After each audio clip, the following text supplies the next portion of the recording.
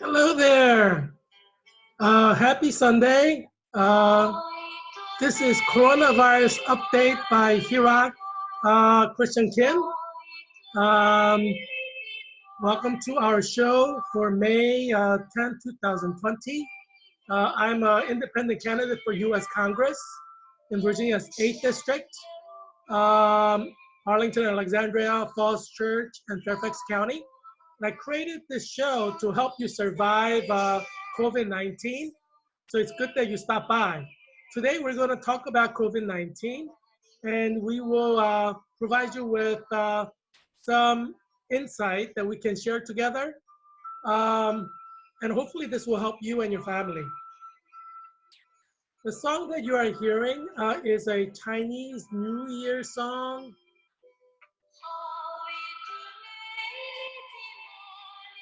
As the president of Georgetown Collaborative Diplomacy Initiative, which is a Georgetown University's Walsh School of Foreign Service Diplomacy Group,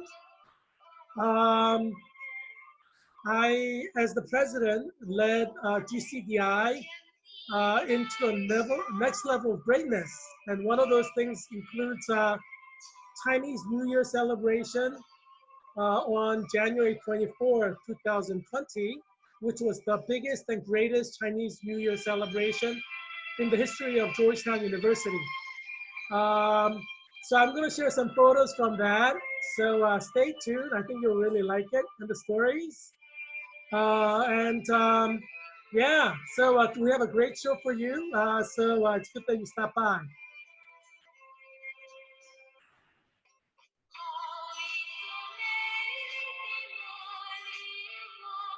And that's the photo of me and my mother. Obviously, I love my mother. I sent her flowers for Mother's Day. My mother lives in Delaware, state of Delaware, which is called the First State. Hi, Mom. Hi, Dad. In Korea, May 8th is Day for Parents Day. So we celebrate Mother's Day and Father's Day together in Korea, both in North Korea and South Korea. That's May 8th. You know, we're one people. Koreans are one people. It's like Germany, East Germany and West Germany. You know, they're one people, separated by political ideology. And Germans were the same people for thousands of years. And that was true for Koreans as well. So both North Korea and South Korea celebrate Parents' Day on May 8th. So I want to say that you know, my mother is the greatest mother in the world. She raised us, and you know, she loves us, and we love her. I have two younger sisters, both of whom are in Delaware. So we were in Philadelphia, but my parents retired to Delaware, and so yeah, so so Delaware is where my parents are, and it's I guess called the First State. So hi everybody in Delaware. I know a lot of people in Delaware, so if you're from Delaware, you tell your friends in Delaware to watch this show, they'll know me. It's like a state with 1 million people, and everybody knows everybody. So yes, a lot of people in Delaware know me. Hi everybody in Delaware. Yeah, so yeah, so anyway, let's go to today's show. Yeah, so today in celebration of Mother's Day, we have 776 deaths. So God is giving us a special celebration. I wouldn't say this is a normal figure. I'm sure tomorrow it's going to be back up to like 1,500 or you know over 2,000 deaths. But it is Mother's Day in the United States, and you know God has a sense of humor, and also God values these celebrations. So during Holy Week, we had average of around 2,000 deaths, and then we saw the drop in death for Easter Sunday and for Easter Monday. So God likes to observe these holidays because God, although He is infinite and eternal, He's outside of time. He participates actively in human history. So whenever there are special occasions or special times, God shows us that He recognizes that. And That's why we only have 776 deaths. I'm sure it's not normal. It's just a special gift of God for today because it's Mother's Day. As we know, Mary, the mother of God, was pregnant with Jesus when she was a teenager, unwed, not married teenager, and she chose not to have a abortion. And she had Jesus, and it's because of the birth of Jesus. We call that virgin birth of Jesus. Jesus was born by Mary, but Mary was a virgin. That's why we have salvation, because Jesus was born and through the virgin womb. So in Christian theology, sin travels through male sperm. So woman's womb, when she is a virgin woman, and that's covered by Haman layer, right, as a symbol of a concealment or protection. So in Christian theology, for thousands of years, it's always been emphasized that the virgin womb is sacred. And that's why the Catholic Church values virginity of Mary and emphasizes Immaculate Conception and says that all Catholic women should remain virgins until they marry through the Holy Sacrament of marriage. Do you see why virginity is important? Virginity is important to God because virgin womb is considered holy. So you have some women who decide to become Catholic nuns, and they remain virgins forever, never have sex with a male. And that's one way they dedicate their lives to Jesus. And obviously, there's something very special about a virgin womb. So in the Bible, we see that there are physical realities like virginity that has spiritual significance. So a virgin woman is a sacred woman in Christian faith. So, my Italian Catholic friend, Michael Lovano, who was my best friend, he was my best friend in the PhD program at UCLA. He's now professor of history at St. Norbert College in Wisconsin. So he was department chair of the history department at St. Norbert College in Wisconsin for many years. So he was my best friend in the PhD program in the history department at UCLA. Hey, Michael. Hi, Mrs. Lovano. Hi, Vincent. Vincent is Michael Lovano's brother, and he married a Sicilian. He went back to Italy to marry a Sicilian. So Michael Lovano's mother and father immigrated from Italy when they were young. They were both born in Sicily. And Vince, Michael Lovano's older brother, went back to Sicily to marry a Sicilian woman. And then he married her and then brought her back to the United States. Vince is a very nice guy. I used to eat at Mike Lovano's home because I'm like a single guy. So and Michael Lovano used to take a bus from Los Angeles all the way to Sierra Madre, which is near Pasadena. And I think it took him like 2 hours to get home. So, whenever I could, I drove him back. And it's, as long as there's no traffic, it's, about an hour drive from UCLA. And then his mother rewarded me by feeding me her great Italian food. And I love her homemade cannolis. Mrs. Lovano is great. I love you, Mrs. Lovano. And so she was like my second mom, in a way, during my UCLA PhD days. She's great. She is a cashier who works at like a ShopRite in Sierra Madre. So that's what she did all her life. She never got her college degree. She graduated from high school and she started working, and she married her husband right away. A lot of Americans get married when they're like 18 or 19 if they don't go to college. So majority of Americans do not go to college. So it's a good idea. You start your family early, you start working, you should get married, right? What else are you going to do, right?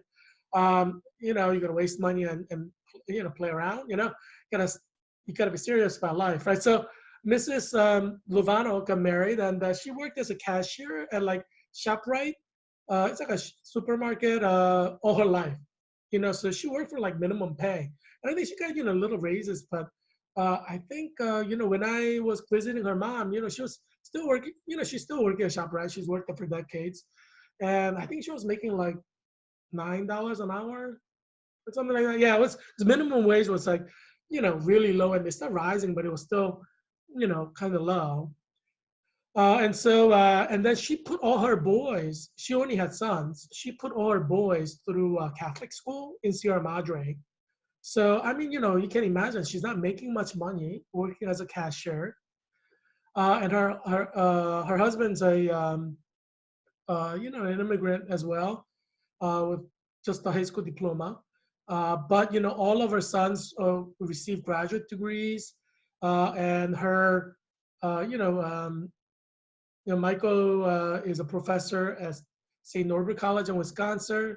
Her other son is a professor at another Catholic university, Gonzaga University. I think he might have moved to a Catholic university in West Virginia, but yeah, he was a professor at Gonzaga University.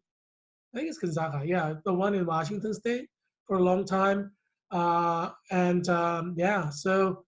um, yeah, so I mean, you gotta respect Italian Catholics who really are devout Catholics, and she is a devout Catholic. That's why she put her sons through Catholic schools from like pre-K to 12th grade, and obviously she had to pay tuition for Catholic school. It's a parochial school, but she wanted her boys to get a Catholic education, and that's why all of them turned out great. They all went to college on scholarship, and they all got graduate degrees, and that's how people become great. You send your kids to Catholic schools, and the first Hispanic woman who became a Supreme Court justice, she was also sent to a Catholic school by her what was it? Is she Puerto Rican? Puerto Rican parents, and her parents weren't rich.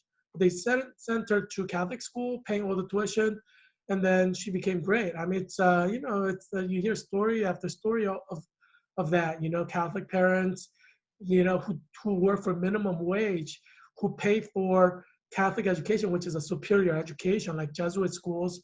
Um, I think Michael went to Jesuit like schools all through, and then he went to Loyola Marymount for college, which is also Jesuit university.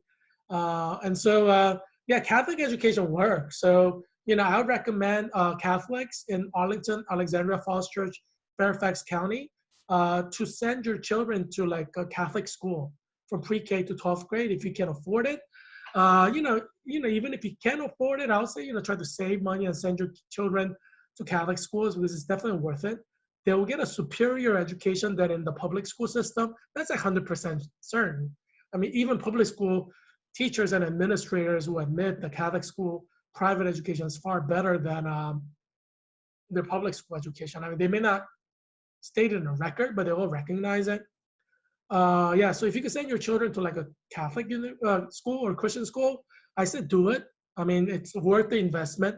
You want to have your children, right? You want them to succeed. So cough up the cash to send your children to Catholic school. And that's what Michael Lovano's mother, Mrs. Lovano, did.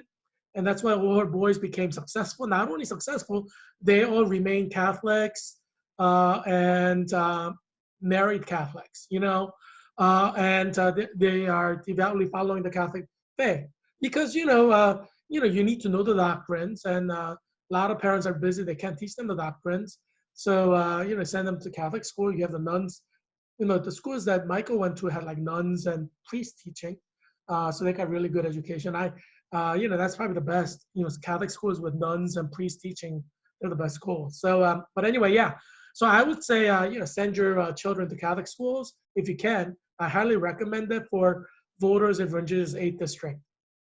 So in the Catholic and Protestant and Orthodox tradition, we all agree and value the virginity of Mary because Christian theology for 2,000 years say that virgin womb is a holy womb. And so Orthodox faith, Protestant faith, and Catholic faith all traditionally emphasize that women should remain virgins until they get married because virginity is a holy womb. And that's why, women who have a lot of sex have like sexually transmitted disease, right? And like in United States, they say a lot of women have sexually transmitted disease because a lot of women have become sexually promiscuous starting in elementary, middle school, and high school. And that's a result of public schools attacking the Christian church and trying to push out Christian prayer from public schools, trying to push out Christian morality and Bible from public schools. And Christian faith is very important to maintaining morality in society, reducing crime rate, maintaining happiness in the formation of the smallest social unit, which is the family.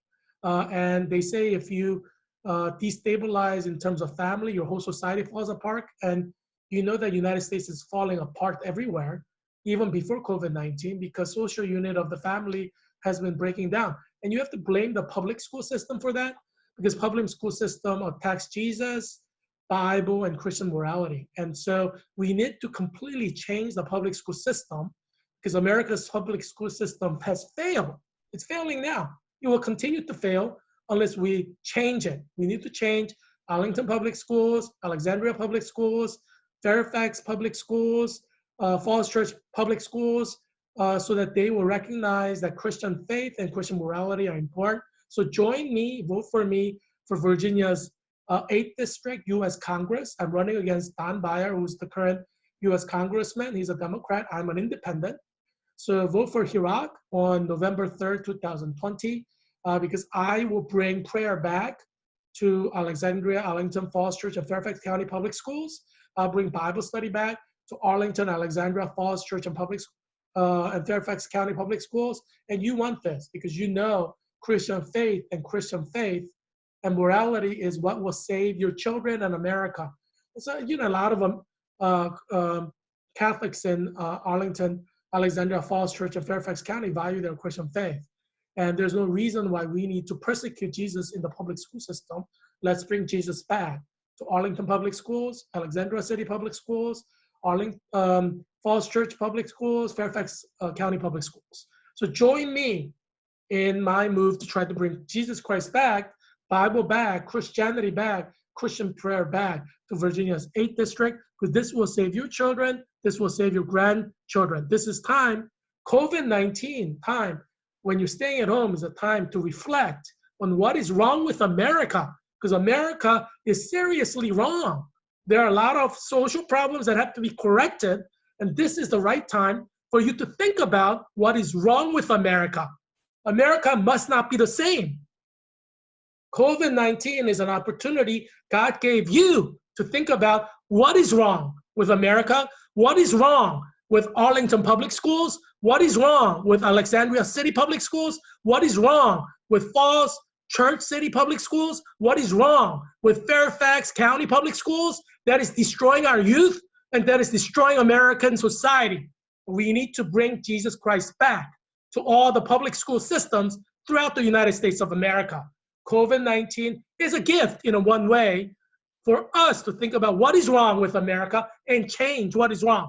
So vote for Heerak Christian Kim on November 3rd, 2020 general elections so we can change America for better. Let us bring America back to God. Let us bring America back to Christian morality, because we are realizing how bad America is because Christianity has been attacked by liberals, secular Jews, people who hate Jesus Christ, and that is why America is going down the hill. We need to bring America back. And now you have liberal, progressive, anti-Christian individuals at Georgetown University trying to destroy Christianity at Georgetown, trying to attack Vatican position against gay marriage and abortion. We need to drive these liberal, secular, anti-Christian, atheist Jews who want to destroy Christianity out of Georgetown University, out of Marymount University, out of all the Catholic universities in America. We are realizing that we have the right to follow our Christian faith without anti-Christian, liberal, secular Jews attacking us at Catholic universities like Georgetown, or Marymount University, or Notre Dame University, or Boston College, or Loyola University of Chicago. We need to fight back against those who want to destroy our religion and destroy our Christian faith. in our own schools, our own Christian schools. We need to fight back at Georgetown. We need to fight back at Loyola Marymount University in Arlington. We need to fight back because Jesus Christ is worth it. We need to fight for Jesus against those who want to destroy the Christian faith in Catholic universities. We need to fire them. We need to drive them out of Catholic universities. So join me in bringing America back to God. Join me in protecting the Christian faith against those who seek to destroy it from inside, like at Georgetown University, like at Catholic University of America, and like Marymount University. We need to drive these anti-Christian people out of our universities that we have created to protect the Christian faith. And that's why Jesuits protected Christian faith and created Georgetown University to protect the Christian faith. And there are these liberal professors, liberal administrators, liberal staff at Georgetown who want to destroy Catholicism, destroy the Christian faith by pushing gay marriage and abortion. We need to fire them and drive them out of Georgetown. Let us drive these anti-Christian people out of Georgetown University, out of Marymount University in Arlington. That is our Christian faith, and that is our Christian duty to Jesus Christ as we try to protect the faith, the Christian faith, against those who seek to destroy it. We are not going to let liberals, atheists, and secular Jews destroy our Christian faith. So stand with me and fight back.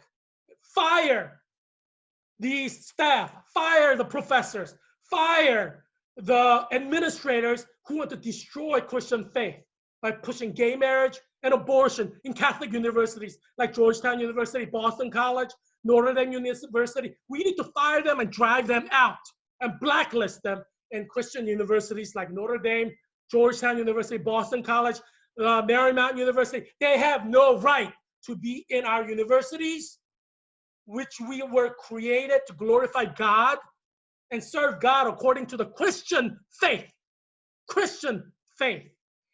So Jesuit priests of Washington, D.C., Jesuit priests of Arlington County, Jesuit priests of Alexandria, Jesuit priests of Falls Church, Jesuit priests of Fairfax County, do your duty.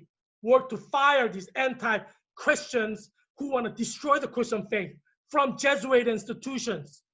Fire them from Jesuit high schools, fire them from Jesuit middle schools, fire them from Jesuit elementary schools, fire them from Jesuit kindergarten. They do not deserve a job in a Catholic school which is financed for the glory of God, which were created for the glory of God, to follow Bible ethics. We must fire those who want to push gay marriage and try to destroy the sacrament of holy matrimony, which is supposed to be between a man and a woman, according to the Holy Bible and the Christian faith. We need to fire these people who want to destroy our Christian faith. And pushing gay marriage in a Catholic school is trying to destroy the Catholic faith, and they need to be fired. So stand with me, with Jesus, stand against enemies of Jesus, whether they're atheists, wealthy secular Jews. It doesn't matter who they are. If they want to destroy our faith, we need to fight back. We need to fire them and drive them out of our Christian universities like Georgetown, Notre Dame, Boston College, Loyola University of Chicago. We need to drive them out because Jesus Christ deserves it. He saves you from eternal damnation. He saves you from eternal damnation. You owe him.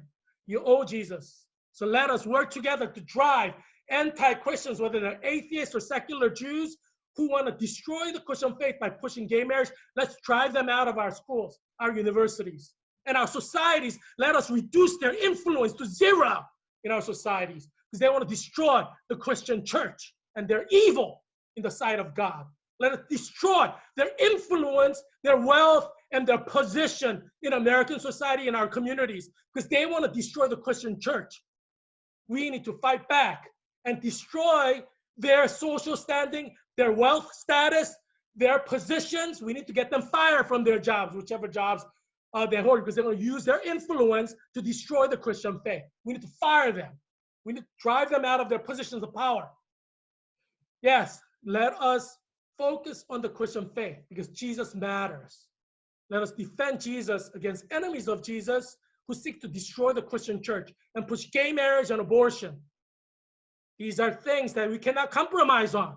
We cannot negotiate on those 2 points, gay marriage and abortion. That's non-negotiable for the Christian church. It's non-negotiable for Jesuits at Georgetown University, for Notre Dame Brothers at Notre Dame University, Jesuits at Boston College, Jesuits at Marymount University in Arlington. That's non-negotiable, gay marriage and abortion. They are prohibited by the Bible. They're non-negotiable. And if secular Jews and atheists and in these universities want to keep pushing, we need to fire them, because these are private universities created to glorify God. You know how many Catholics have paid their tithe working in minimum wage jobs to create these Catholic universities so their children can get Catholic education and become good Catholics? And you're going to let pro-gay marriage people stay in your university in high positions and getting paid and destroying Christian faith from within? Shame on you, Jesuit priests. Shame on you, Catholic leaders who let them do this to the church. You will have a special place in hell when you die if you let atheists and secular Jews destroy the Christian faith from inside through important positions as professors or as administrators or staff members. You have to fire them on principle. It's important. That's why Jesuit universities were created, to protect the Christian faith. It's private Catholic university to protect the Catholic Christian faith. We need to protect the Bible. And that requires firing those who seek to destroy the Christian faith from within by pushing gay marriage, by pushing abortion. We need to get them fired. And so join me in protecting the Christian faith.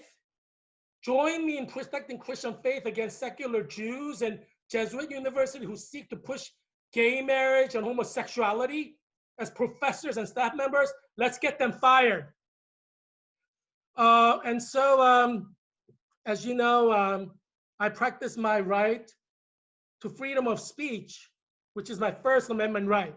Jews are so hypocritical that they use the word anti-Semitism to try to shut people up. Shame on you, Jews.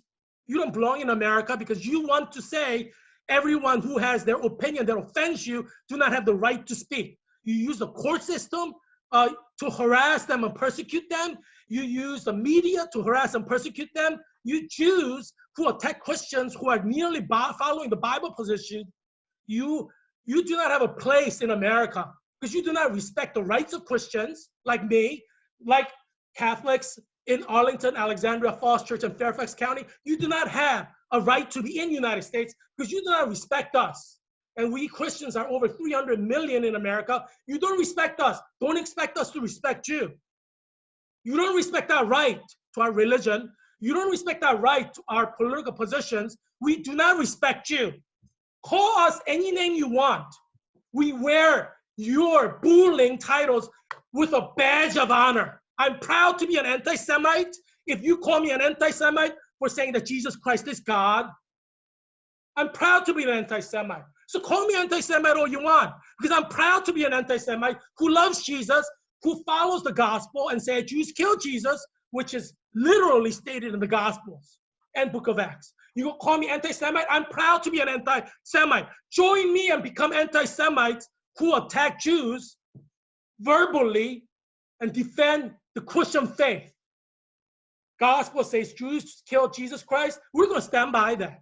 You call me an anti-Semite? Who cares? My loyalty is Jesus. I'm loyal to the Bible. I don't care what you Jews think. You're only 6 million people in America.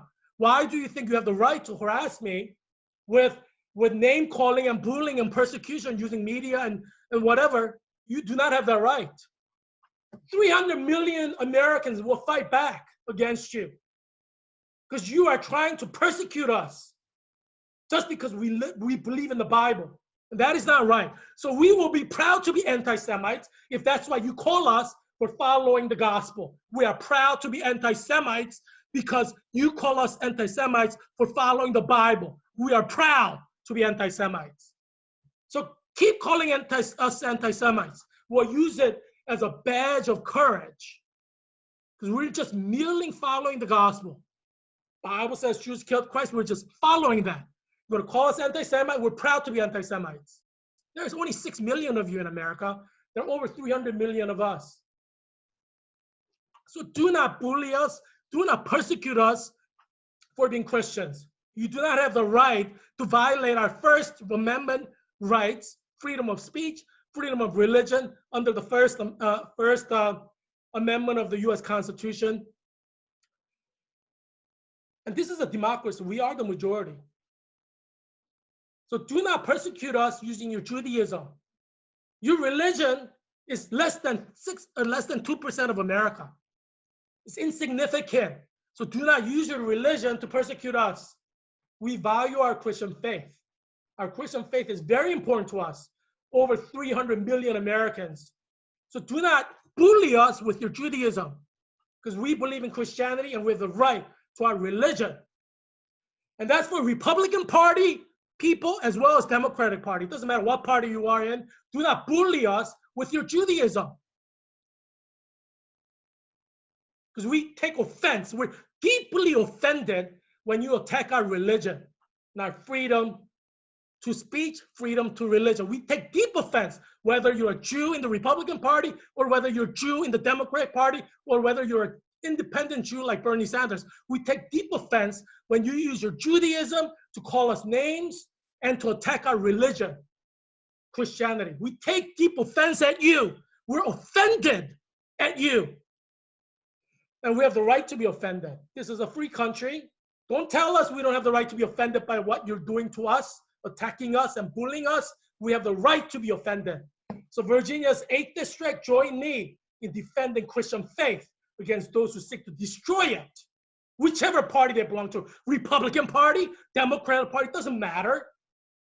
The party is not your God. Party is not your religion. Who cares if they're Democrats or who cares if they're Republican? You could change parties. A lot of Democrats became Republicans when Ronald ran for president. People can change parties all the time. We could create a new party. If the Republican Party seeks to persecute the Christians for Christian faith, we can abandon the Republican Party and create a new party. I mean, there's 300 million American Christians. We leave the Republican Party. If Republican Party persecutes Christians, we form a new party that will no longer be a viable Republican Party. So don't threaten us. You're only 6% of the world, American population. Not even 6%, 2%. You're only 6 million. So yeah, so you gotta respect other people's religion, okay? We are Christians. We hold the Christian value system. We follow the Gospels, and you're gonna persecute us for following the Gospel? You should be ashamed of yourself. We're offended. We are personally offended. We're politically offended. We're legally offended, and we are going to respond as Christians and minimize your political power. We're gonna minimize your wealth in American society. If you keep offending us, attacking us using your wealth, you're using your media channels, we are going to minimize you in the United States of America in ways that you didn't think was possible, because we are going to defend our right to freedom of speech. We are going to defend our right to freedom of religion. No amount of bullying, persecution, and use of your wealth and media to attack us is going to change that. We have the right to freedom of religion. That's the First Amendment right. As you can see, I am a strong supporter of the First Amendment. I believe the First Amendment is far more important than the Second Amendment. Without the First Amendment, Second Amendment doesn't work. That's why it's the First Amendment. Every Christian in America, regardless of education level, regardless of wealth, regardless of social standing or position, have the right to freedom of religion. Mrs. Lovano, Michael Lovano's mother, she worked as a cashier at ShopRite all her life after graduating from high school. You think that she doesn't deserve a right to her Christian faith? That she has no rights? No. Those of us who are in politics, running for government, are in the US Senate, in House of Representatives, in office of the governor or mayor, in the police department, we're going to be defending the rights of people like Mrs. Lovano, who have the right to follow their Christian faith, who have the right to follow the gospel and repeat what's in the gospel verbatim, without being harassed and persecuted. We're going to defend the rights of little guys. Because that's what we do as representatives of the majority of Americans. Over 90% of Americans are Christians, and they have the right to have their rights defended. And I'm going to defend the rights of every Virginian Christian against persecution by persecution by Jews and atheists who want to destroy the Catholic faith, Orthodox faith, Protestant faith. I'm going to defend you, Christians in Virginia, so vote for me. Vote for me on November 3rd, 2020, because I'm going to protect your right to freedom of religion and freedom of speech. And no anti-Christian atheist, no anti-Christian liberal progressive, no anti-Christian Jew in the Republican Party or the Democrat Party is going to violate your First Amendment right, because you have the fundamental right to freedom of speech. You have a fundamental right to freedom of religion, and no one's going to violate that. Even President Trump cannot violate this. I will protect your right against anyone, including President Trump, if he seeks to destroy your right to freedom of religion, to be Christian, to be a follower of Jesus and follow the gospel. I will protect your right. You cannot trust any human being, including President Trump. You don't know what they're going to do. People can betray the American people. People can betray the Constitution. People can betray the First Amendment right. President Trump is not God. He's good only as he defends American right to freedom of speech, American right to freedom of religion. If President Trump tries to persecute Christians who follow the Bible, then we must oppose President Trump or anyone. Doesn't matter who that is, Lindsey Graham, Ted Cruz, Tim Scott. If they are going to participate in the destruction of Christian faith, our right to freedom of religion, freedom of speech, we have to oppose them. Doesn't matter who they are. Doesn't matter if it's President Trump. I know you're watching me, President Trump. I'm just saying, you're not God. I like you. I voted for you in 2016. I'm planning to vote for you in 2020. But I'm just saying, all of us, we're not slaves. We're thinking rational people. We value our First Amendment right just as much as we value our Second Amendment right, if not more. We value the First Amendment right more than Second Amendment right. Majority of the Republicans in the United States of America who voted for you in 2016. So don't violate our First Amendment right, because we will not support you if you do. So just remember that. Yeah. Now, anyway, let's go to the death figures. So yesterday, the total death was 78,746, and 776 people died in the 24-hour period, and the total death is now at 79,522.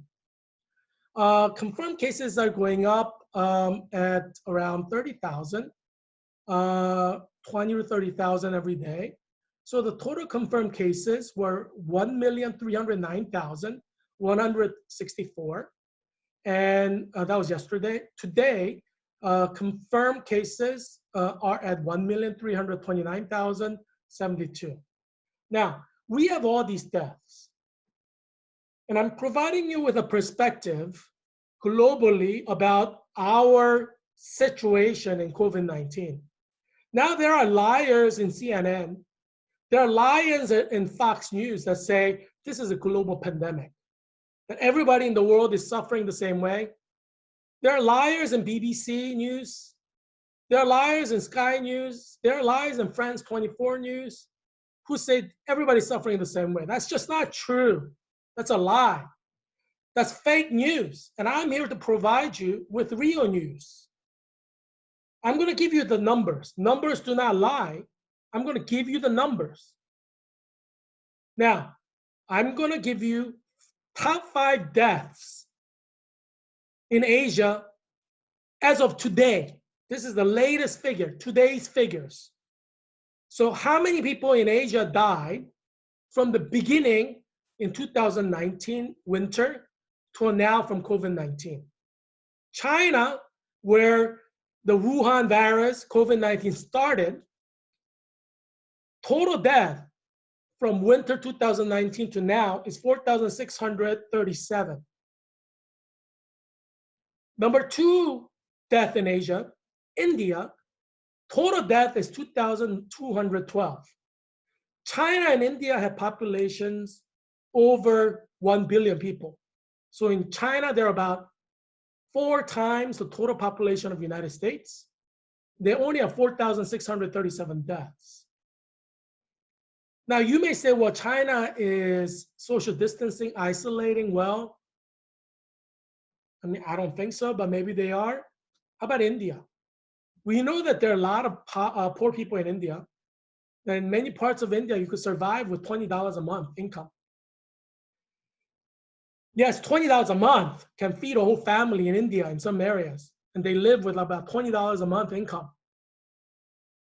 And the total death is at 2,212 since winter 2019 to now. That is less than the death in Pennsylvania. Pennsylvania has over 3,000 deaths. That is less than the death in California. So the whole country of India has less death than the state of California, state of Pennsylvania, state of Massachusetts, state of Illinois, individually. So there are more people dying in Illinois than in India. And I assure you, people in India are not social distancing. And there is an infection control because they're too poor to have infection control. They don't have medication. They don't have clean sanitary conditions. I told you that poor people in India use their left 3 fingers to wipe themselves after defecating, after pooping, and their left hand smells, even if they wash it. So there aren't sanitary conditions in India, and look at this infection rate. So don't tell me this is a global pandemic that's hurting everybody in the same way. It's not. It's hurting Americans in far more ways than anywhere else in the world, certainly in Asia. Poor third world countries, people are not dying from it. So why is that the case? And this is why my show is important. I give you the facts. I don't lie to you like CNN. I don't lie to you like Fox News and say everybody's suffering around the world from COVID-19, because that's not true. Why should you have lies like that from CNN when it's not true? I was watching Face the Nation today, and Margaret Brennan was saying, oh, everybody's suffering in the world. She did not give the facts that I gave you now. Why is that? Why is CNN lying to you? I mean, I like Margaret Brennan. I think she's very intelligent, and she's probably reading from a teleprompter. And a lot of the editors probably don't want you to know these facts. That's why they're not giving you the facts. I give you the facts. That's why you need to watch this show every day, because you need to get the truth. Fake news is not going to give you the truth. Heerak Christian Kim will give you the truth. Heerak Christian Kim will defend your First Amendment rights. So I practice my First Amendment right in this show. And I'm going to give you the full truth, because you deserve the truth. Nothing but the truth. So help me God, because you're going to get the truth. China is number 1. India is number 2. Indonesia is number 3. Another third world country where you could live for $20, $30 a month income, feed your whole family with $20, $30 a month. No sanitary conditions, no nurses and doctors and medicines in a lot of the poor areas in India. Majority of the areas in Indonesia, they only have 973 deaths. Don't tell me they're contact tracing. They don't have the technology to contact trace. They don't have the money to contact trace. And in many areas in Indonesia, they don't even know what contact tracing is, even if you use Indonesian words to explain it.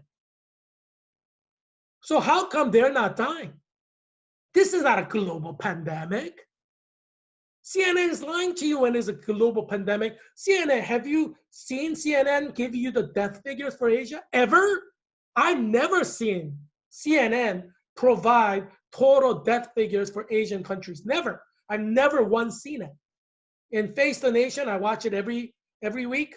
I've never seen Margaret Brennan give facts about how many people are dying in Asian countries, poor Asian countries like Indonesia. Why are they trying to hide this fact from you? Isn't that suspicious? That fake news wants to hide these facts from you? It's highly suspicious. I don't trust fake news like CNN. And Fox News is becoming more like CNN every day. Unfortunately, they're not defending the Christian faith like they should. My eyes are on you, Fox News. My eyes are on you, Fox News. Don't become like fake news, CNN. So, yeah. Philippines, number 4, 719 deaths. Total deaths from 2019 to now. 719 deaths, that's it. You're telling me the Philippines has infection control? A friend of mine that I met, who's from Philippines, he's grad gov senator doing PhD in chemistry. He's from Philippines, he's Christian. We talked about Philippines and, Christian faith, and he goes to Germany, he speaks German. And I have other Filipino friends. I actually teach at Filipino colleges. I go regularly to Cebu to teach in a college there. So I know Philippines very well. And there's no infection control. Poverty is rampant. They have problem with all kinds of disease because they don't have medication. There are people who die because they don't have vaccines. They can't afford vaccines, literally. And you're telling me that they're social distancing, isolating, and protecting themselves adequately by Western medical standards? No, they're not. But how come they only have 719 deaths? Many more are dying from tuberculosis, whooping cough. They're dying because they're getting infected. How come COVID-19 isn't infecting Filipinos when whooping cough is killing thousands or more every year? How come only 719 die from COVID-19, which is killing Americans at the rate of generally 1,500 per day? Today is a special Mother's Day, as I said. God is giving the United States a Mother's Day gift because Jesus loves his mother, Virgin Mary, Mother of God. Why virginity is important to observe by all Christian women? Because God values virginity, right? Yeah, I mentioned that. That's why there are all these sexually transmitted diseases. Because when you have sex before marriage, God wants you to suffer. Obviously, we want to treat them. But God, in his role, is giving sexually transmitted diseases, and people die from that. Some people develop disability, they die from infections. Yeah, and so God is doing his role in punishing people for having premarital sex. So we use modern medicine to help people and try, and Christian clergy try to get them to go to confession and repent and do penance, pray to God for repentance and turn away from sin to God, right? So there are different roles that different people play in society. But God plays his role and he punishes for premarital sex. That's what God does because he's God. And that's why God created these sexually transmitted diseases. And they say, more than one in 4 teenagers who have sex have transmitted diseases, sexual diseases. Some become barren. They can't have a child because they got like some kind of sexually transmitted disease from a guy, and they can no longer have children. Well, that's obviously one of the punishment of God, right? Because had they remained virgins like the Catholic Church teaches them during Mass, then they will never have had sexually transmitted disease. They will be fertile and have children when they get married. So, there are consequences to sin, right? The Bible says so. So, obviously we cannot ignore the spiritual dimensions, and Catholic Church teaches the Bible, and evangelical Christian churches teaches the Bible and say you need to remain a virgin until you get married. Yes. Now, we see Pakistan number 5 is 659 death total. Don't let CNN lie to you, fake news CNN lie to you. and say COVID is a global pandemic that's hurting everybody in the world. It's not. Just a lie. Fake news. It's just hurting Americans and Europeans. Now, today, since, as I'm graduating from Georgetown University with a master's degree from School of Nursing and Health Studies. And my specialty is clinical nurse leader. Georgetown University, as you know, is a Catholic university that believes in Catholic value system and Bible ethics, and officially as a Catholic school, opposes gay marriage and abortion. Officially, it's a Jesuit university. Every Jesuit opposes gay marriage and abortion because they take an oath to be a priest. And when they get ordained, they have to, by obligation and duty, oppose gay marriage and abortion. So Georgetown, as a Jesuit university, is officially anti-gay marriage, anti-abortion, and all of you Jesuit priests know that. So that's why I'm very happy at Georgetown University, because it's a Catholic university which follows the Bible and opposes gay marriage and abortion like it should, officially, and can fire anybody who opposes this Christian value. And you can't sue Catholic university that fires professors and staff for opposing their core values like anti-abortion and anti-gay marriage. Any professor can be fired, even if you're tenured, if you attack the fundamental values of the Catholic Church. It's a Catholic school. You can't sue. It's a private university with private values. Yeah, every Catholic university can fire anybody who tries to attack its core value system of anti-abortion and anti-gay marriage. So professors who think that you have a right in a Catholic university to push anti-Christian agenda, now you know. You are on notice. You are put on notice that you can be fired even with tenure at a Catholic university or any Christian university, like Baylor University, which is a Baptist university in Texas. You can be fired from any Christian university or Catholic university. Northwestern University is a university in United Methodist Church which opposes gay marriage officially as a church line. You could be fired even if you're a tenured professor. There's nothing you can do to protect yourself. These are private universities that have the right to affirm their religious positions. So I'm putting you on notice, all you professors at Christian universities like Boston University, Boston College, Northwestern University, Duke University. These are all Christian universities that belong to the Christian church. They can choose to fire you even if you have tenure. These are private universities. No law will protect you for being fired for opposing their core Christian values. They could do this at any time. So I'm just putting you on notice. So I'm very happy to be at Georgetown because it's a Catholic university with Catholic values, which I agree with. I have the right to this in American society at large, but obviously it's the official position of Georgetown University to oppose abortion and oppose gay marriage. That's the official position of the Catholic Church. Georgetown University is a Catholic Church university. If you don't like it, leave. Go to another university.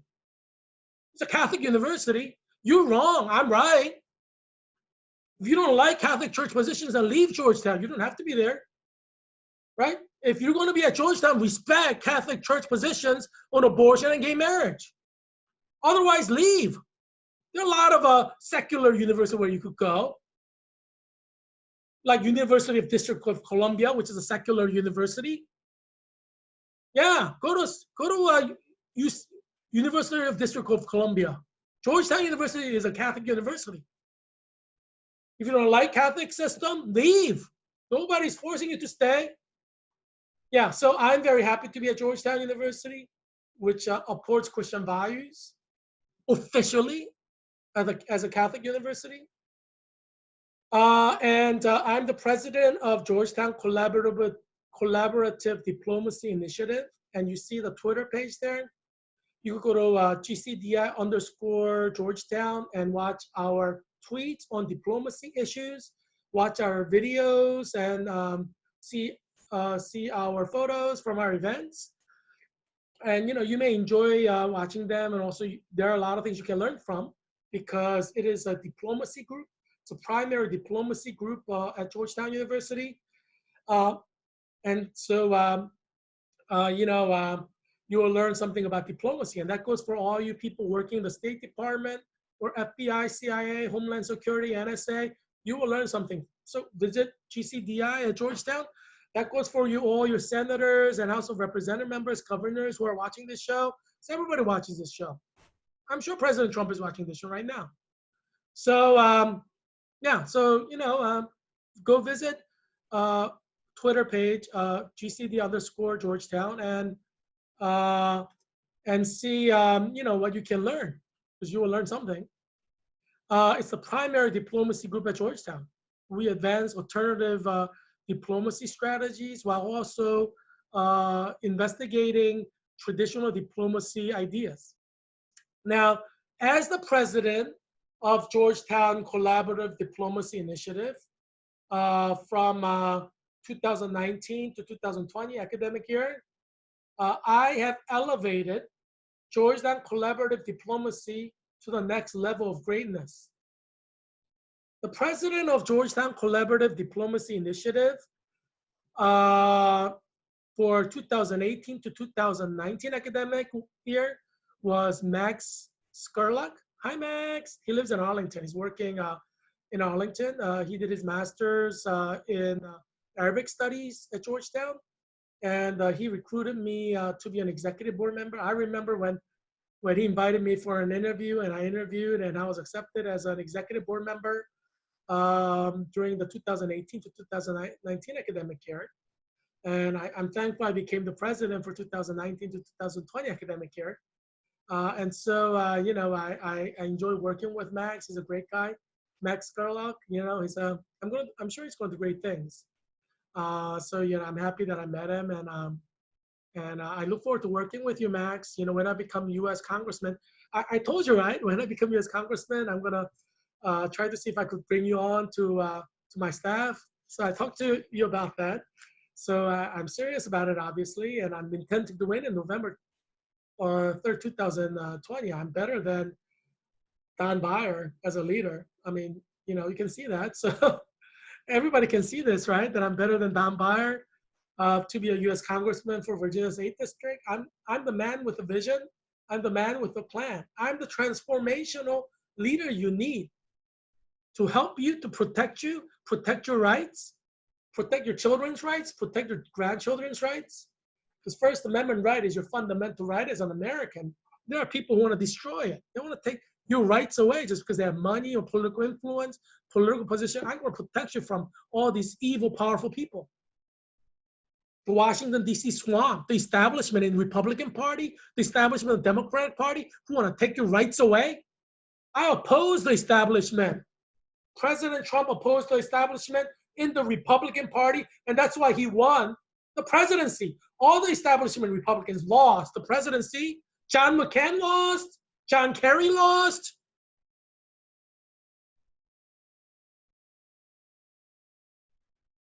Okay, not John Kerry. But who was that? The Mormon guy who lost? Mitt Romney. Mitt Romney lost because establishment Republicans are not respected by the Republicans throughout the United States. So if you're an establishment Republican, I'm putting you on notice. Republicans in the Republican Party do not like establishment Republicans. That's why no establishment Republican, like Mitt Romney or John McCain, became president because Republicans don't even want to vote for you. They're not enthusiastic about coming out and vote for you. They're just going to stay home. Those who attack Republican establishment as being too liberal or too compromising against progressive, they're the ones who are going to win. Republicans get enthusiastic about them and come out and vote. That's why President Trump won in 2016. If President Trump looks like he's an establishment Republican, towing the moderate line, he's going to lose in 2020. I guarantee it. He's going to lose. if he looks like an established Republican protecting establishment people, he's going to lose in 2020. Yeah, because most Republicans don't like the establishment, Republican Party. That's why Mitt Romney did not win. That's why John McCain did not win. Because they're establishment. American Republicans do not like establishment Republicans.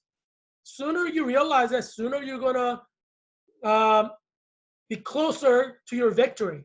So President Trump, you're on notice as well. Yes, I'm putting a lot of people on notice today. Now, so 2020 GCDI Chinese New Year celebration, Georgetown Collaborative Diplomacy Initiative.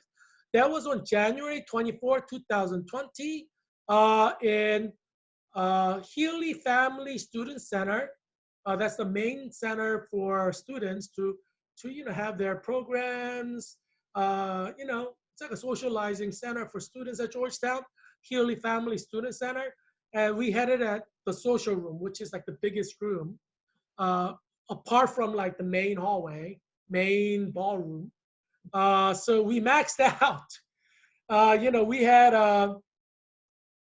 We had over 200 people, over capacity, sign up on Eventbrite for this event.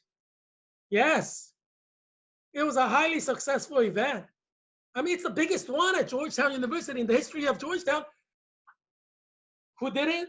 Heerak Kim, the president of Georgetown Collaborative Diplomacy Initiative. I'm making history at Georgetown.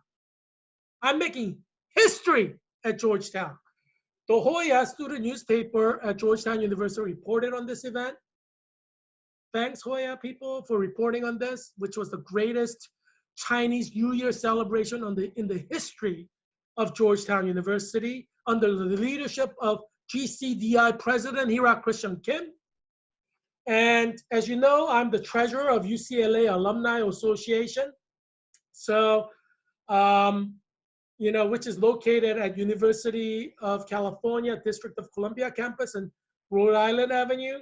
So I talked to the executive board, and our president is Chan Zuan. And we decided to sponsor 2020 GCDI Chinese New Year together with UCLA network of Washington, D.C. that covers Maryland area near D.C., Virginia area near D.C., and D.C. So there are a lot of politicians and important people in Department of Defense, Pentagon, U.S. military, Quantico, CIA, FBI, NSA, U.S. Congress, U.S. Senate, who are part of us officially because they graduated from UCLA. And so this was officially sponsored. And if you see on the right-hand corner, upper corner, I'm taking photo with UCLA alumni from UCLA Alumni Network of Washington, D.C., who came to the celebration. We announced this officially at UCLA Alumni Facebook, and you can go to UCLA Alumni Facebook page and see some photos from then. This was, we also had volunteers and supporters from other UC campuses like UC San Diego and UC Berkeley come and support us. So if you see on the center photo right there, I'm kind of putting my arm around two people. And the guy is an alumnus from UC Berkeley and a member of the executive board at UC Berkeley. So UC Berkeley Alumni Association of Washington, D.C. He's an executive board member. And the lady next to me is a UC San Diego alumni. So they came to volunteer and help out with this event. And there were a lot of UC Berkeley and UC San Diego alumni who came as well. The gentleman next to the UC Berkeley alum who, who's next to me is Professor Christian Wagner of Georgetown University Walsh School of Foreign Service. And he is a Jesuit priest. As I said, Georgetown University is a Catholic university, and specifically it's a Jesuit university run by Jesuit priests.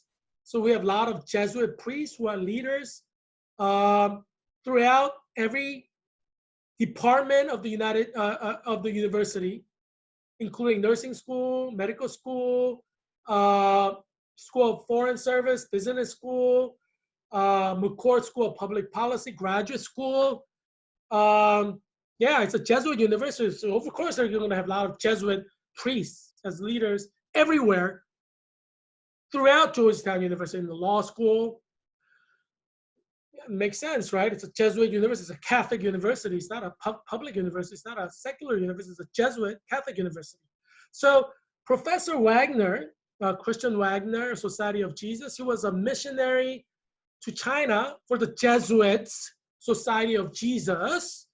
And he taught at a Jesuit seminary that trains Jesuit priests in San Francisco, because Jesuits are connected throughout the world through their Jesuit universities. And that's why there's a Jesuit universities network. There is Jesuit schools network. The Pope is a Jesuit. Jesuits connect throughout the world. So what you do against Jesuits at Georgetown University will be communicated within 24 hours throughout the world to all the Jesuits. So I will not threaten the Christian faith at Georgetown, because every Jesuit will know about it throughout the world. And they're going to prepare defense accordingly in their own way. So expect it. Don't attack the Christian faith. We will defend the Christian faith. Society of Jesus was created to defend the Christian faith. That's why they came into existence. Just read the history of the Jesuit tradition. So you're going to try to attack the Catholic faith, the Christian faith at a Jesuit university? What do you think the response will be? I assure you there will be a response, short-term and long-term response. You will experience it. You'll see what that is. So don't mess with the Catholic Church or the Protestant Church or the Orthodox Church. We've existed for hundreds of years, thousands of years, and we have defended the Christian faith. We have received all kinds of attacks.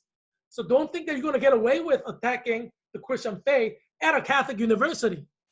I assure you there will be a response that minimizes your power, influence, wealth throughout the world if you are part of a group that is participating officially in this attack.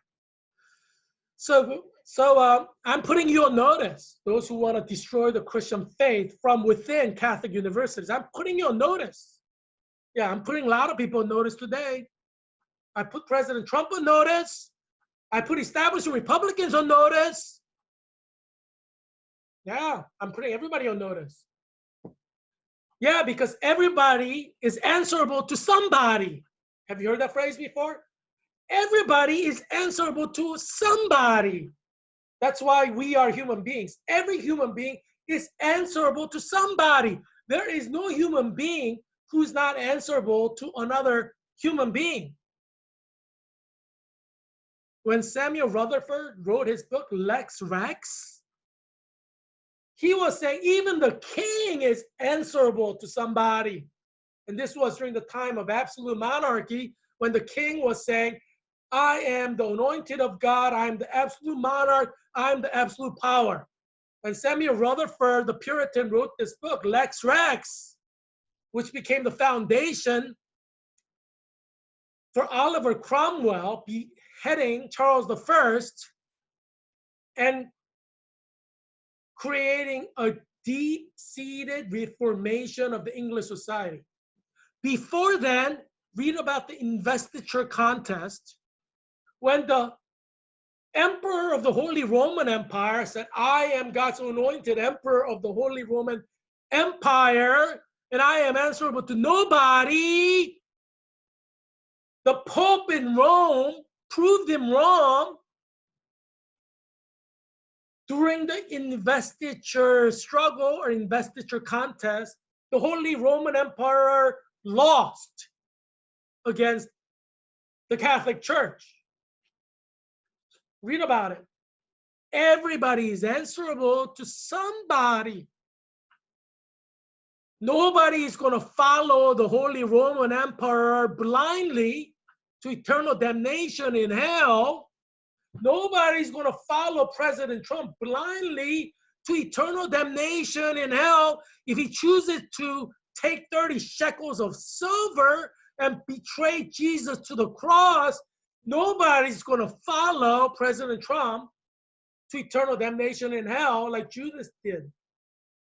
Well, there may be somebody who follow like Judas Iscariot, but there are a few people. One disciple followed, went to hell with 30 shekels of silver, following the Jewish priest in the Jerusalem temple, betraying Jesus.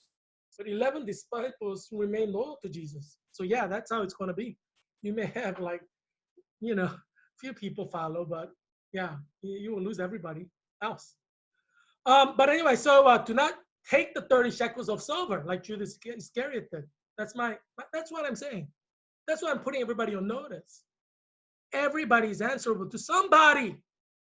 Everybody is answerable to somebody. Only being who's not answerable to anybody is God. God doesn't have to answer to anybody. That's why he is God. See, I'm providing you different perspectives of God, different definitions of God, right? God is eternal. God is infinite. God is outside of time. God is answerable to nobody. These are attributes of God. So you're getting like a theological lesson from me. See what you learn when you watch this show? You learn that there is a politician in Northern Virginia who will fight for your First Amendment rights. Even if President Trump wants to destroy your First Amendment right. I'm not saying he is, but even if, I will stand against you and fight against anyone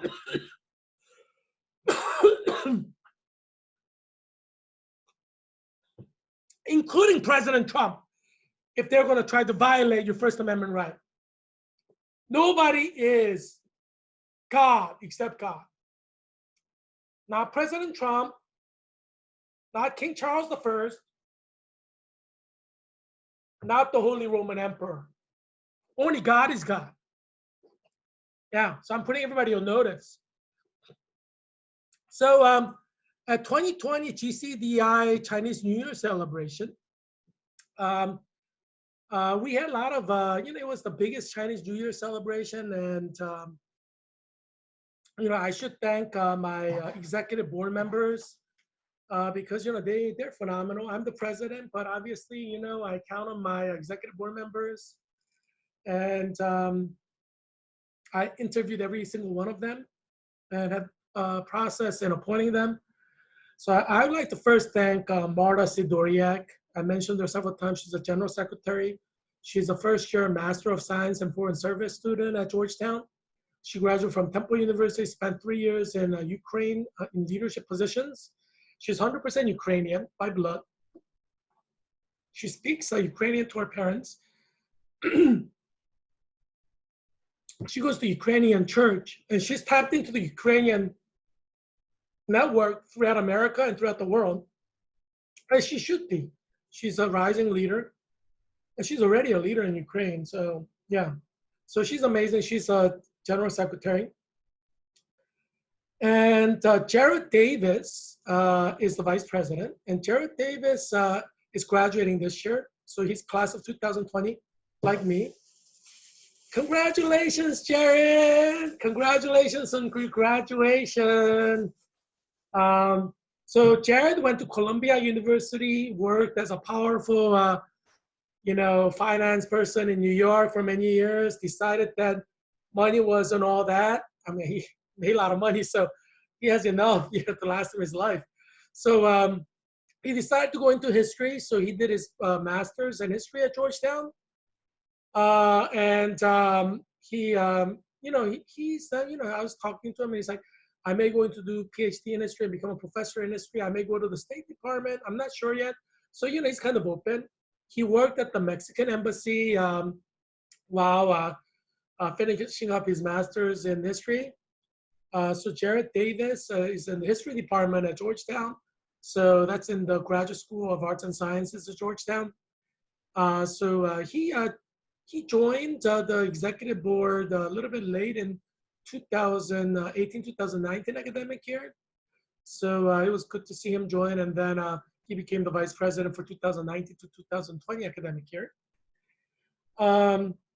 Another person who was an executive member when Max Gerlach was the president in 2018 to 2019 year of Georgetown Collaborative Diplomacy Initiative. I'm giving you some history. Hopefully this is preserved for time eternal. That's certainly for next, next several years of Georgetown Collaborative Diplomacy Initiative. We will build on what I have built, what Max has built. I built on what Max has built, and I hope the president next year will build on what I have built, and it will continue to grow. And so Eliza Campbell is doing her master's in Arabic studies, like Max Gerlach, and she came in the same year that I did, so she's graduating in 2020. Congratulations, Eliza! You did it! Congratulations, class of 2020 at Georgetown. So master's in Arabic is in the School of Foreign Service. And so she was an executive board member along with me and Jared during the term when Max Gerlach was the president from 2018 to 2019. And it was good to see Max Gerlach during graduation in 2019. As you know, I'm vice president of GradGov, Georgetown University Graduate Student Government. So I went to the graduation ceremony for 2019. I congratulated a lot of people. So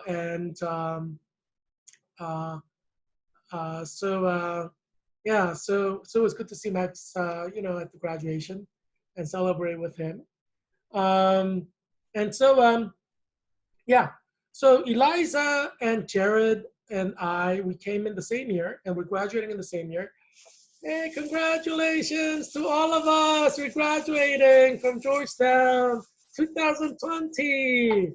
So we represent 3 different schools. Jared represents Graduate School of Arts and Sciences. I represent School of Nursing and Health Studies. And Eliza Campbell represents School of Foreign Service.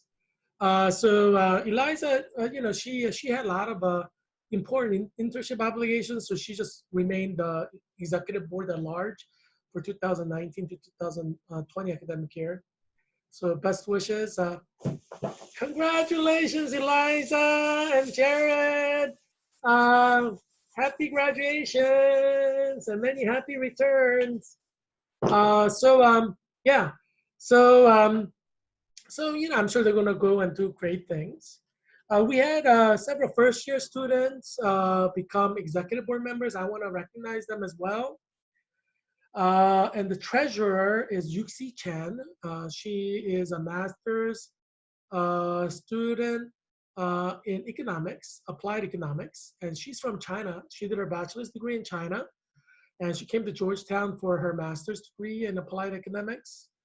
So she's a mainland Chinese national, and she's amazing. She's really nice, and we went to some Bible studies together at Georgetown, and she kept coming. So I hope that she became a Christian. She's not Christian, but she started going to Georgetown Christian Graduate Student Fellowship that is led by a Christian pastor. And they threw some great barbecues. So Yuxi Chen went to one of these Christian barbecues, which was well announced. And then she just started going to the Bible studies, and they have dinner. So it's like a nice fellowship. So a lot of people actually become Christians going to these Bible studies. So a lot of Korean pastors in universities start these Christian Bible studies, and they throw barbecues and Bible studies with a lot of dinner. And a lot of students come just for the free food, but they hear the word of God through the Bible study, and they get converted to Christianity. So, it's some people call it friendship evangelism. And, Koreans are basically all evangelical Christians. They want to convert people to Christianity. So every university throughout the United States, you'll have some Korean pastor or many Korean pastor with their own Bible studies doing this to convert people to Christianity. So they target Chinese nationals because, they're far away from home, and they know that China is a kind of an anti-Christian communist dictatorship country. It's hard to send missionaries to China to convert all these elites. But, if Chinese people are coming to America to do masters or PhDs, they're like elites. Obviously, they're going to go back to China. They're going to become elites. So a lot of Christian Bible study groups target them to convert them, to Christianity. So, Yuxi Chen went to several Bible study with like her friends from China who's doing masters at Georgetown. And another person from China is Yankee Ding. She's our director of membership, and she was instrumental, when we had membership drives. And she sent out an email every week, Friday, to our TCDI members. We have like over 500 members, uh, and um, and so she's great. I mean, she's a wonderful person. She's from China, and she's doing her master's degree in public policy at the McCourt School of Public Policy. And she's actually working as a graduate assistant for McCourt School of Public Policy. So I think they choose two people. She's one of the two people who was hired to work for McCourt School of Public Policy. So she's kind of important at McCourt School. So um, and Mohan Chan is a director of programs at GCDI. She's Chinese citizen and Chinese national as well, but she went to American high school, and then she went to College of Holy Cross, which is a Jesuit university, I believe, in Worcester, Massachusetts, for her bachelor's. And then she came to Georgetown University to do a master's in Arabic, which is in the School of Foreign Service, like same major as Max Gerlach. And so Moen Chen's great. She's intelligent. She was instrumental in organizing programs for our Chinese Full Moon festival in September. Maybe I'll share photos of that as well. So we celebrate a lot of Chinese culture, this year, because we have a lot of new executive board members who's Chinese national, Chinese citizens at Georgetown Collaborative Diplomacy Initiative. So yeah, Mohan Chen, she's, I don't know if she's going to stay in America or go back uh, to China, but yeah, she's Chinese national. And another Chinese citizen, Chinese national who um, who became our executive board member is Kin Mei, and she's director of external relations. So she deals with like other groups at Georgetown University, and she's Chinese. I believe she went to high school in China, and then she went to Occidental College in California, which is like a four-star college where President Obama started his college life, and then he transferred to Columbia University. And Kin, she studied, focused on diplomacy there. So she worked with the top diplomacy experts at Occidental College, and then came to Georgetown, and she's kind of pursuing diplomacy. And so she's amazing as well. She may go back to China, or she may stay here. I'm not sure. I think she may be from Hong Kong. So I mean, it's mainland China, but it's Hong Kong. So she probably has like mixed feelings about what's going on in Hong Kong and China, because she's not from mainland China. Everyone else, the Chinese executive board members that I talked to you about, they're from mainland China, so they're loyal to China, mainland China, and Chinese president. The Chinese nationals, of course, they're going to be loyal to their nation. So I want to just like thank them, because they're amazing people. They are the future leadership of China. If they go back to China, and if they stay in America, they'll play the important leadership role in America. So these are very important people in the future who work with me to build up Georgetown Collaborative Diplomacy Initiative. I thank you. I appreciate all of you. I love all of you. We were able to make Georgetown Collaborative Diplomacy a Chinese New Year celebration on January 24, 2020, a phenomenal success. As I said, we had over 200 people on the waiting list for this event. And it was a phenomenal event. And a gentleman that I talked to about, Professor Christian Wagner, Society of Jesus, he's like a director of diplomacy group at the School of Foreign Service. So he's like the diplomacy guy, like an academic, officially like a director, like of the think tank at Georgetown that does diplomacy. So I don't know, I may hit him up sometime in the future if I want to work in that institute in a part-time capacity, as I work as a nurse in Georgetown MedStar Hospital, saving COVID-19 patients as a ICU nurse, the intensive care unit nurse. I told you I'm graduating in the summer. Our program goes till August because we have a practicum. So I hope to start at MedStar Georgetown University Hospital. saving COVID-19 patients starting August. But nurses generally work 3 days a week, 12-hour shifts. So I could maybe work at diplomacy center once a day or twice a day or whatever. So I'm going to hit up Professor Wagner, Christian Wagner, Society of Jesus, to see if I could do that. I mean, after I graduate and I'm settled down. But yeah, he actually came to our event to bless the food, to pray for the food. He's a priest. He's a Jesuit priest. So yeah, so he was recommended by Georgetown University Office of Ministry and Missions, and I worked with the vice president, who's the top person in that department, Office of Mission and Ministry at Georgetown University, Jesuit priest Bosco. And he's a great man. I really appreciated meeting him and working with him. And one of the projects that I worked on with the Jesuit leaders at Georgetown is to revitalize Jesuit tradition and the Catholic faith among graduate students. And so, they used to have a graduate student Jesuit retreat, Christian retreat, spiritual retreat, but they ended that a few years ago. So I talked to Vice President of Office of Missions and Ministry, Friar Bosco.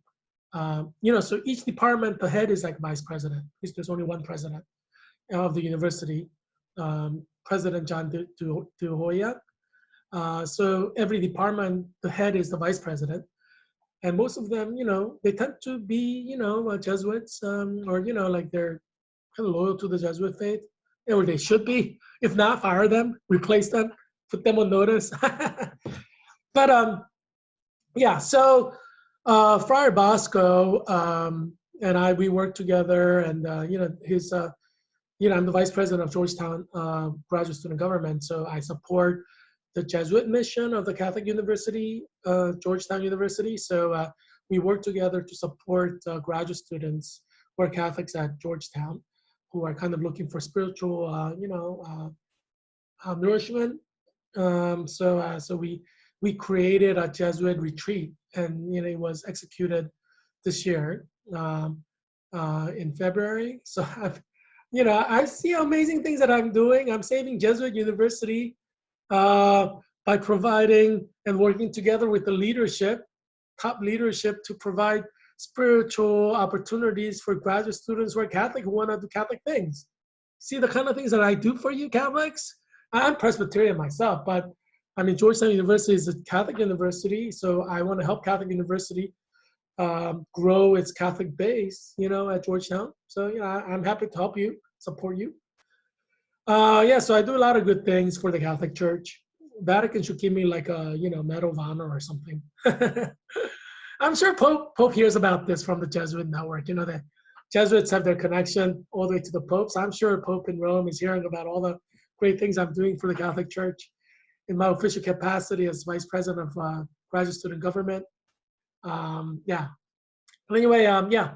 So I was the Vice President of Graduate Student Government from 2019 to 2020. And I support the Catholic traditions at Georgetown University as it should be supported. This is a private Catholic university. It's not a public university, it's a private Catholic university. So yeah, I'm happy to support that. For this 2020 GCD Chinese New Year celebration, majority of the students at Georgetown are Catholic students, obviously because it's a Catholic university. Like if you go to like Baylor University, majority of the students are Baptist because it's a Baptist university. You know what I mean? It's just that way. If you go to like a Virginia Wesleyan University, most of the students are going to be Wesleyans. I mean, that's in Virginia Beach. It's just the way it is. If you go to Eastern Mennonite University in Virginia, most of the students are going to be Mennonite. They all want to protect their tradition, these universities that are Christian. And Georgetown University is no exception. It's a Catholic university. It wants to protect its Catholic tradition and Christian faith. Yes, I know universities. So yeah, so majority of the students at Georgetown are Catholics. Their parents are Catholics. They're loyal to the Catholic faith. And obviously they take offense if people try to destroy the Catholic faith. Yeah, they get personally offended. They may retaliate against you if you try to destroy the Catholic faith at Georgetown. Yeah, and these are people who are like luminaries and important positions who are Catholics, who value their Catholic faith. Democrats and Republicans and independents. In business world as well as in politics. So they will retaliate against you if you try to destroy the Catholic faith, Christian faith. You should count on it. Society's linked. It's not like everybody's living on an island. Everybody's linked. Everybody talks. Everybody talks. Yeah, so I'm putting you on notice if you want to try to destroy Catholic faith or Christian faith. I'm putting you on notice. People will retaliate you against you professionally, in your place of business, in your place of work. They will retaliate against you. I assure you. That's how societies are. Um, yeah, you may get fired from your job. You may get demoted. You may be blacklisted and never get hired again. People talk. People at the top areas know each other. Yeah, personally. Yeah, so we invited, I invited very famous groups at Georgetown, and two groups came and performed, which are Georgetown Grace Notes. And you see the photo of the Georgetown Grace Notes members. They actually sang a song in Chinese. So if you go to the Georgetown, GCDI Twitter page, you can view the video of them singing the song in Chinese. They're like Georgetown singing group. It's all women, a cappella group. They're amazing. Everybody loved them. And Georgetown Superfood, they also came and performed to celebrate Chinese New Year, and you see them there. I would, Google them on YouTube and watch their music videos. They're amazing groups. Unfortunately, now we have COVID-19, so you can't invite them. But generally, you can invite them to perform at like weddings and stuff like that, So yeah, visit them on YouTube, watch their performances. So I'm giving free advertisement for Georgetown Grace Notes, free advertisement for Georgetown Superfood. So watch them on YouTube and see their performances. They're amazing people. It will add to pleasure in your life.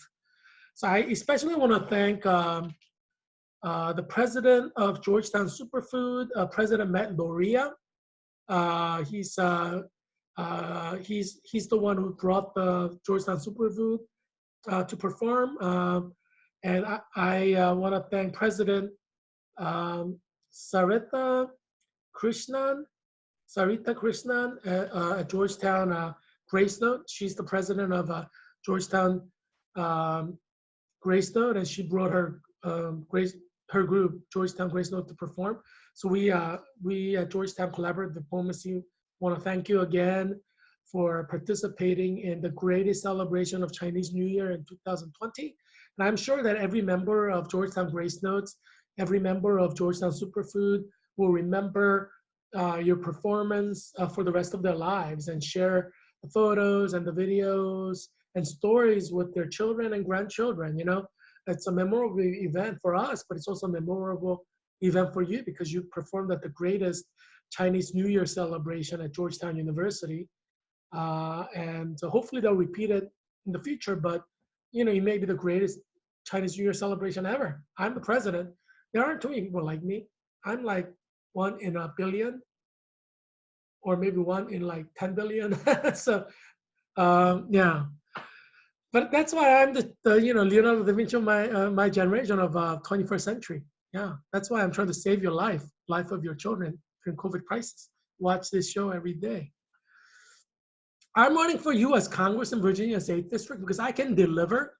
I can deliver on multiculturalism. Look at all these things that I'm doing to create a multicultural appreciation at Georgetown University.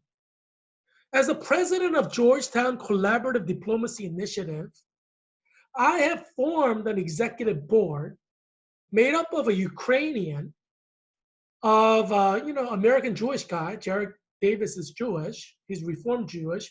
We talked about Jewish stuff, Of Korean guy, I am Korean American, and Chinese nationals, someone from Hong Kong, like Eliza Campbell is like an American from I think from California. I formed an executive board, diverse executive forum, a board with all different religions. I'm Christian. Jared Davis is Jewish, and they're like Buddhists, you know, and different religions, right?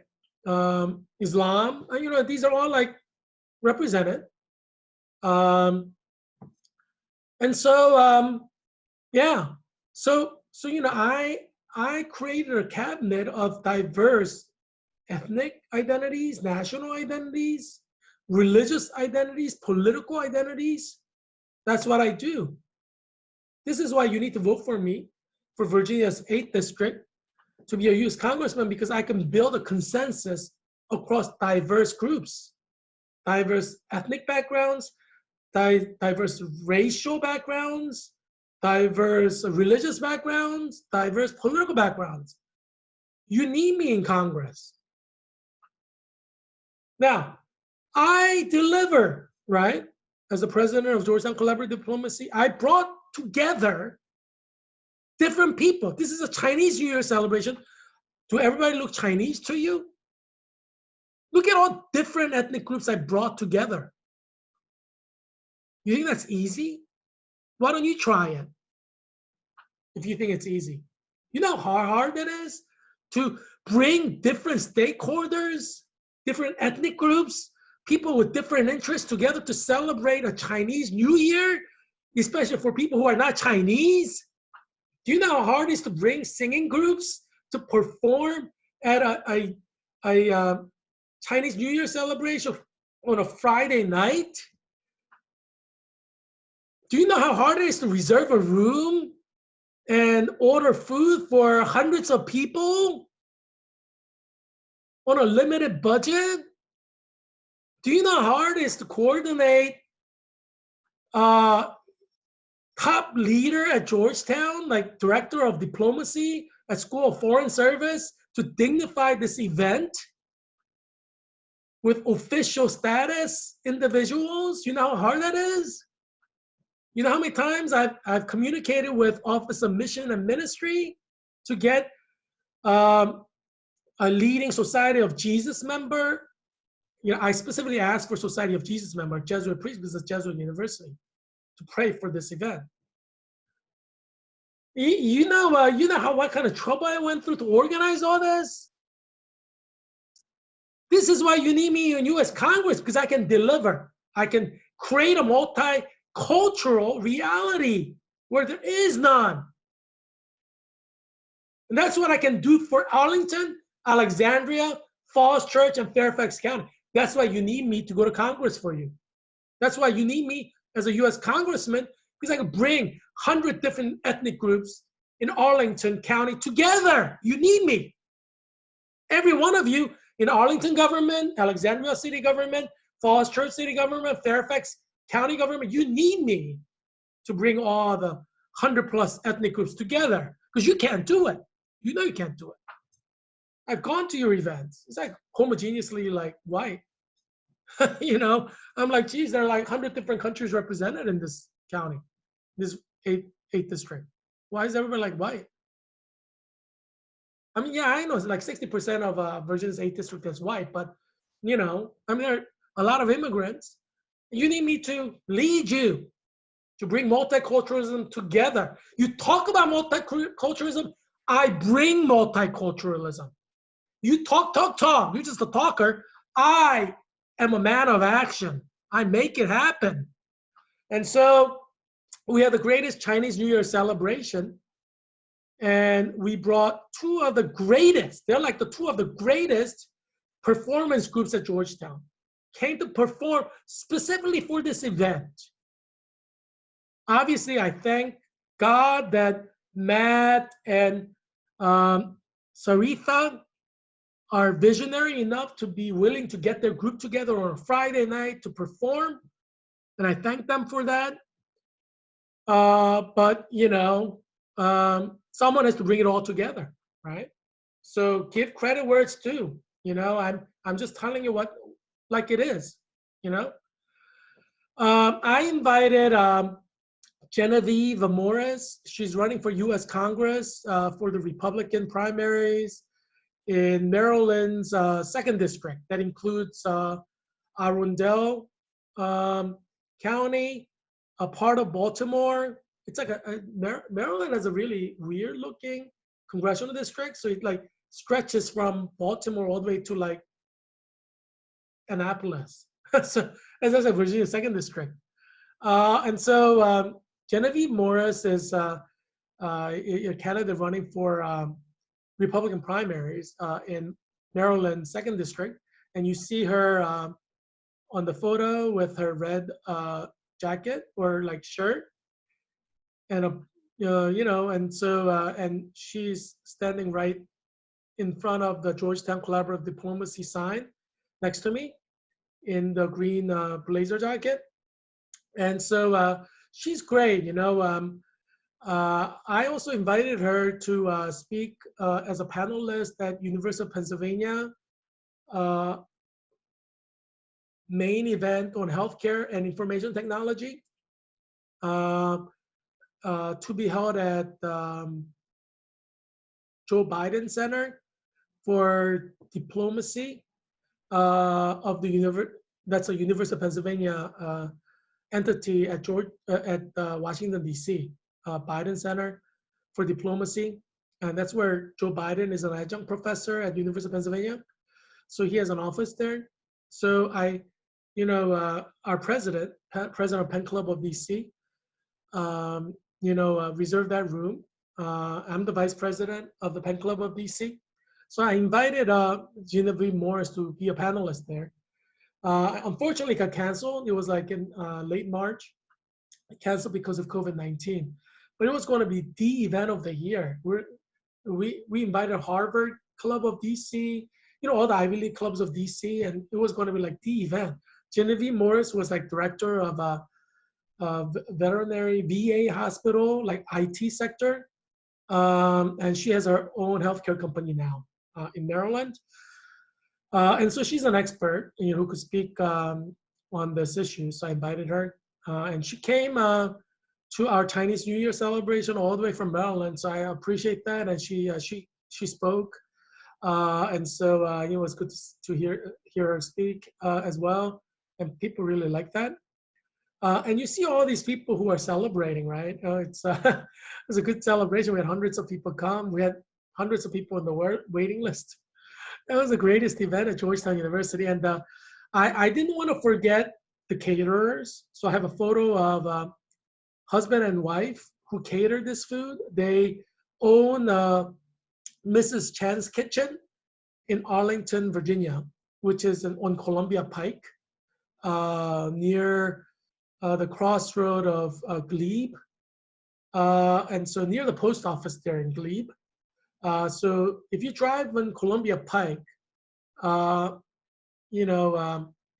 past Glebe, heading toward the Pentagon, you will see Mrs. Chan's Kitchen to the left. And so they were the caterers for our 2020 Chinese New Year celebration. So I want to include them on the photo and recognize them and honor them. I hope that if you're watching this show, I hope that you will go and order food from Mrs. Chan's Kitchen. I want to give advertisement for them because they were really good about supporting, this event. So, my talking about them is advertisement, right? So anytime a politician talks about anything, it's an advertisement. I'm not getting paid for it. Obviously, nobody's paying me to talk about Grace Note, Superfood, and Mrs. Chan's Kitchen. I'm just kind of like talking about it.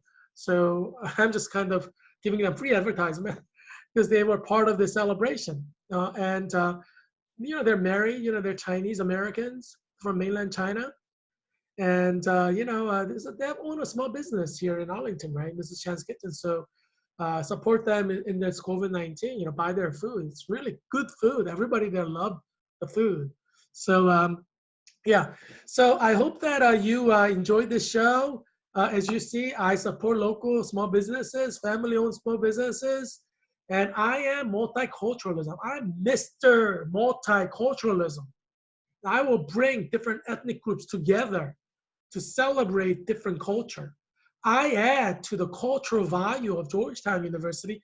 Georgetown University should be paying me for what I do because I improve Georgetown University's multiculturalism, ethnic understanding race relations and equity and equality issues. I break down implicit bias as a leader who practices what he preaches, bringing multiculturalism and celebration of multiculturalism on its own merits without a political agenda to push some kind of liberal gay marriage or you know how all these liberal progressives, they do quote multiculturalism, but they're pushing gay marriage. They're flying rainbow flags, right? Like they're like offensive about it because Christians oppose gay marriage. So rainbow flag offends us at a personal level. You know how liberals are like that, right? They always like make a liberal agenda out of multiculturalism. See, you got to push those people out. I'm putting you liberal progressives flying and co-opting multiculturalism for your gay agenda on notice. Yes, I'm putting you on notice because you offend us.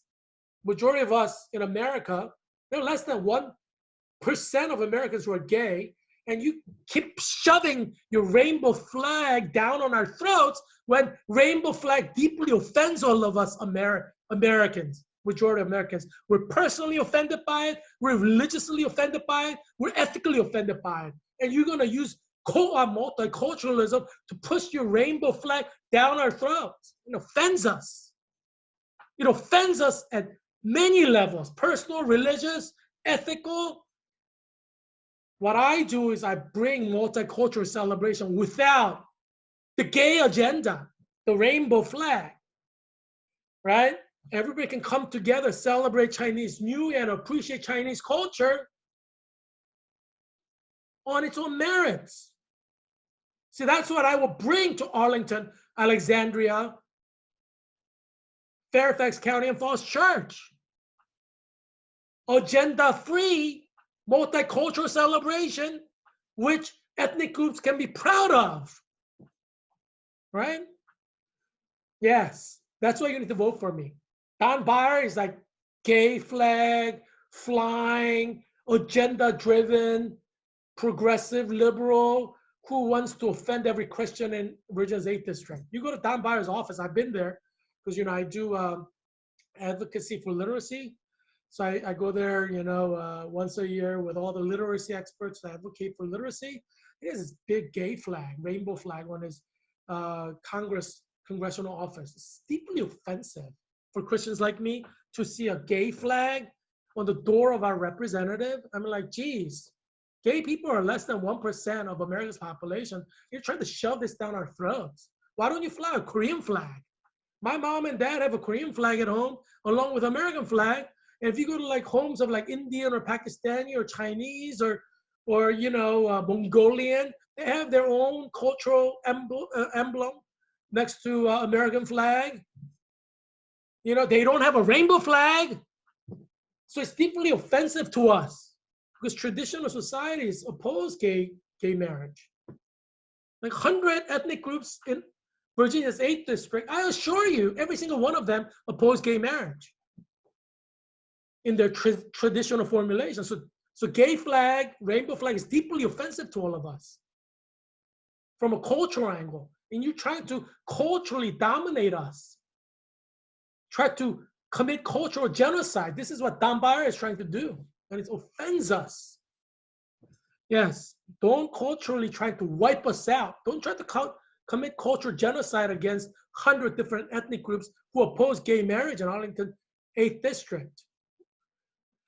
Yeah, I will represent your interests, okay? I'm not going to stand up for the gay agenda of less than 1% of America's population at the expense of 99%. That is wrong, ethically wrong and morally wrong. So vote for me on November 3rd, 2020, so that I could bring multiculturalism in Virginia's 8th District, respecting 100+ different nations that are represented here. I will protect your right to freedom of speech. I know many of you in Virginia's 8th District are offended by the rainbow flag, shoving Don Bayer and the liberal progressives are shoving rainbow flag and gay rights down your throat. Vote for me. I will defend your right. I'll defend your right to freedom of speech. I will defend your right to practice your Catholic faith without being intimidated or harassed by people who hate Christianity. I will fight for you and your right to freedom of speech. Yes. I hope that you enjoyed this show. Thank you so much for celebrating um, Chinese New Year with me. I know it was in January 24th. You know that, but you now know about Chinese New Year. So yeah. So if I become the U.S. Congressman, we'll have some fun Chinese New Year celebration for Virginia's 8th district, so that you can get a taste of a Chinese New Year celebration. Yeah, there's a lot of Chinese people, Chinese Americans, in Virginia's 8th district, and it's actually also Korean New Year as well. So Chinese New Year is kind of celebrated by many Asians. It's a Lunar New Year, and so it's a way to celebrate Asian culture actually. And so yeah, so I'm glad that you were able to learn about Chinese New Year and share in my story and my experience. I'm glad that you can live vicariously through me.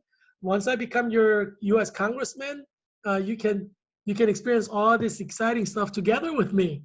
So vote for me on Virginia's 8th district for U.S. Congress on November 3rd, 2020. So yeah, thanks for watching today. I hope that you learned something that helps you with COVID-19. I stand against fake news. I want to give you the facts so you can survive COVID-19 with facts, not be destroyed by fake news. So I hope that you appreciate my spending time to deliver what you need. The truth shall set you free. And I know that you want truth and you long for truth and you're hungering for truth. And so that's what I'm going to provide you with. So I hope that you will tune back tomorrow. Tell your friends and family and coworkers and neighbors about this show so they could also benefit from truth, because truth will set them free indeed. And there's too much fake news around, CNN, CBS News, which is not giving you all the facts like they should be. I'm going to give you facts so you know where things stand, where you are, where the world is, what COVID-19 is, and that's why you want to survive by watching this show, you and your family. I hope that you will be well and that your family will be well. See you tomorrow. Bye.